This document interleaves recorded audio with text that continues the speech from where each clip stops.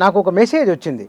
తెలంగాణ దేవాదాయ శాఖలో తెలంగాణ పండితులకు ప్రధానంగా వేద పాఠశాలలో చదువుకున్న వారికి రేపు మాపు ఉద్యోగం వస్తుందని ఆశించిన వారికి ఆశాభంగం జరుగుతున్నది అని ఒక లిస్ట్ వచ్చింది నాకు. అది అందుకే అసలు ఏం జరుగుతున్నది?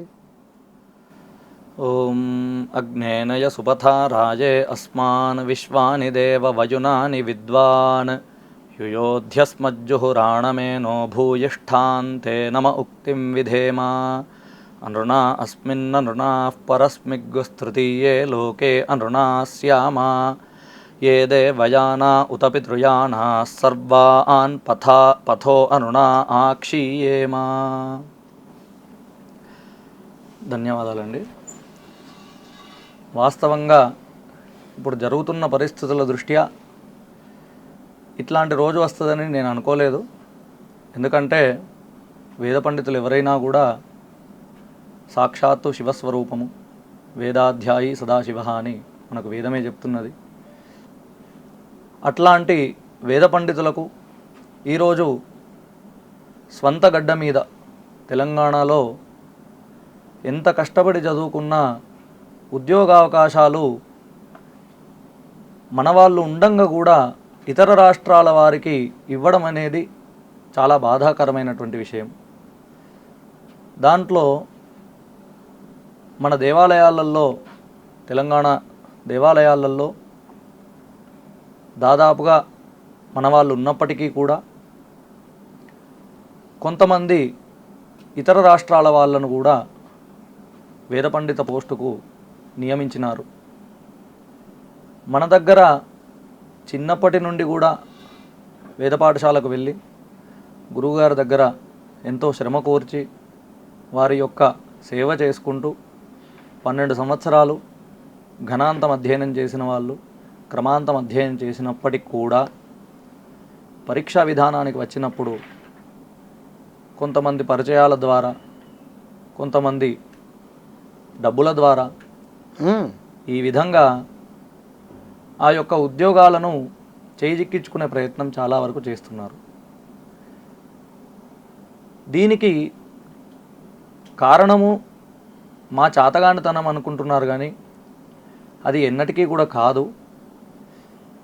వాస్తవంగా చూస్తే ఇక్కడ చదువుకున్నటువంటి వాళ్ళు చాలామంది ఉన్నారు, కానీ తప్పుదోవ పోయే అవకాశము, ఆ యొక్క అలవాటు మా ఎవ్వరికి లేనందున ఏదైతే న్యాయపరమైనటువంటి విధానం ఉన్నదో దాన్నే ఎంచుకొని సరైన మార్గంలో వెళ్ళి ఇతర వేద పండితులు ఎవరికి కూడా అన్యాయం జరగకుండా ఆ ఉద్యోగాన్ని సంపాదించినట్టయితే తిన్నటువంటి అన్నం కూడా మంచి మార్గంలో అరుగుతుంది అన్న దాంతోని కష్టపడి చదువుకొని పరీక్షలు ఇచ్చి పట్టాలు పొంది గోల్డ్ మెడల్లు కూడా తీసుకున్నటువంటి పండితులకు ఈరోజు అన్యాయం జరగడం అనేది, అది కూడా బహిరంగంగా ఇంతమంది తెలంగాణ వాళ్ళు ఉండంగా కూడా ఇలా జరగడం తెలంగాణ వచ్చిన తర్వాత చాలా బాధాకరమైనటువంటి విషయం అని అనిపిస్తుంది. కానీ అంటే ఇది గడిచిన 12 సంవత్సరాలుగా జరుగుతున్నదా, ఇప్పుడు కొత్తగా జరుగుతున్నదా? ఇది అంటే ఎప్పటి నుండో జరుగుతున్నది. తెలంగాణ రాకముందు జరుగుతున్నది, వచ్చినాక కూడా జరుగుతున్నది. అందులో బ్రేక్ పడలేదు. తెలంగాణ వచ్చిన తర్వాత కూడా బ్రేక్ లేదు, జరుగుతూనే ఉన్నది. కానీ ఇంతకుముందు ఎట్లుంటుండే అంటే వాళ్ళు ఏదో జీవనోపాధి కొరకు సరే మన వాళ్ళే కదా అన్న ఉద్దేశంతో పండితులు మనం ఎందుకు వాళ్ళ పుట్టగొట్టడము, ఒకరో ఇద్దరో అట్లా తీసుకుంటున్నారు, అయ్యా మాకు ఉద్యోగం కావాలి మేము జీవించడానికి అన్న విధంగా మనల్ని వేడుకుంటే మన వాళ్ళు, మన పండితులందరూ కూడా వాళ్ళ దయార్ద్ర హృదయంతో విడిచిపెట్టినటువంటివే. కానీ ఈరోజు ఏం జరుగుతున్నది అని అంటే ఇతర రాష్ట్రాల వాళ్ళు పరోక్షంగా ఇవాళ మమ్మల్ని తెలంగాణలో ఎవరు ఆపుతారు అనేంత ధైర్యము ఇతర రాష్ట్రాల వారికి వచ్చింది. ఎవరు ఇతర రాష్ట్రాల వారంటే? మొన్న పరీక్ష జరిగిన విధానం, పరీక్ష జరిగిన దాంట్లో ఏ పరీక్ష ఎక్కడ జరిగింది? దేవాదాయ శాఖలో ఉద్యోగాల విషయంలో ఒక విద్యార్థి అన్న విషయం తెలిసింది పరోక్షంగా. ఈసారి ఈ ఉద్యోగాన్ని ఎవరు ఆపుతారో నేను చూస్తా అన్న మాట మాకు వినిపించింది. అంటే వారికి అంత ధైర్యం వచ్చి మన మీదనే, అంటే మీరెంత అన్న స్థాయికి వాళ్ళు వచ్చిండ్రు అని అంటే ఇప్పుడు కూడా స్పందించకపోతే రేపు తెల్లారి మా పిల్లల భవిష్యత్తు కానీ ఇక్కడ పండితుల భవిష్యత్తు కానీ చాలా అంటే ఇప్పటికే దశాబ్దాలుగా పండితులు తెలంగాణలో తక్కువ స్థాయి అవుకుంటూ వస్తున్నారు. ఇప్పుడు ఈ మధ్యలో భగవంతుని దయ వల్ల మళ్ళీ కొంతమంది గురువుల దయ వల్ల విద్యార్థులందరూ కూడా మంచిగా చదువుకొని ఉన్నతమైనటువంటి సంస్థలలో ఉత్తమంగా అత్యుత్తమంగా పరీక్షలు ఇచ్చి మన తెలంగాణలో మళ్ళీ వస్తున్నారు. అట్లాంటి సమయంలో ఇట్లాంటి సవాళ్ళు వాళ్ళు విసిరినప్పుడు కూడా స్పందించకపోతే రేపు తెల్లారి చదువుకోవడానికి ఇక్కడ విద్యార్థులు ఎవరికి కూడా ప్రోత్సాహకరంగా ఉండకపోగా ఎవరు కూడా ఈ వేదాధ్యయనం చెయ్యరు అన్న బాధతోని భవిష్యత్తును దృష్టిలో పెట్టుకొని ఈ యొక్క విషయం ఎవరికి చెప్పాలో తెలియక, ఎందుకు అనంటే వేద పండితుల విషయము దాదాపుగా బహిరంగంగా తెలంగాణ మొత్తం అందరికీ అవగాహన ఉంటుందన్న విషయం తెలియనప్పుడు మనం ఏం చేయాలి అనంటే ఇట్లాంటి ప్రముఖమైనటువంటి వేదికల మీద కానీ ఉన్నటువంటి అధికారుల దగ్గరికి వెళ్ళి కానీ మనం విన్నవించుకుంటే మన కోరిక తీరుతుందన్న ఉద్దేశంతో ఈ యొక్క కార్యానికి అందరం కూడా నడుం కట్టుకొని ఉన్నాము. అట్లనే దీంట్లో మేమే కాకుండా ఇది తెలంగాణలో ఉన్నటువంటి ప్రతి ఒక్కరి బాధ్యత. మా వరకు వచ్చింది కాబట్టి మేము ఈ మాట అనడం లేదు. భవిష్యత్తు తరాల దృష్టిలో పెట్టుకొని మన దేవాలయాలు, మన పండితులు, మన పాండిత్యము ఇదంతా కూడా కాపాడుకోవాలన్న దృష్టితోని ఈ యొక్క విషయాన్ని మనం లేవనెత్తడం ఆ ఎగ్జామ్ ఎంతమంది అటెండ్ అయ్యారు, ఎగ్జామ్ నోటిఫికేషన్ వచ్చిందా లేదా, ఆ వివరాలు ఏం తెలియదా మీకు ఎవరికి? అక్కడున్న వివరాల ప్రకారం చూస్తే ఇది ఒక విధంగా చెప్పాలి అని అంటే బహిరంగంగా అందరు ఉండంగానే అన్యాయమైనటువంటి మార్గంలో పరీక్షా విధానం జరిగింది అన్నది సమాచారం. అది ప్రత్యక్షమైనటువంటి విషయమే. అక్కడ